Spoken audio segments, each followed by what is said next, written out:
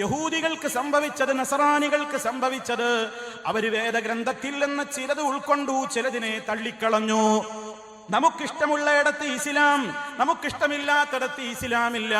ഇസ്ലാം എല്ലാ രംഗത്തും നമുക്ക് ഇസ്ലാം. കോളേജ് ഡേ വരുമ്പോൾ ഇസ്ലാം മറക്കുന്നു.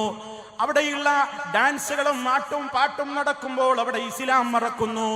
സുഹൃത്തിന്റെ കല്യാണ പന്തലിലെത്തുമ്പോൾ അവിടെ ഇസ്ലാം മറക്കുന്നു. അവിടെ കൂടിച്ചേരലുകൾ നടക്കുന്നു.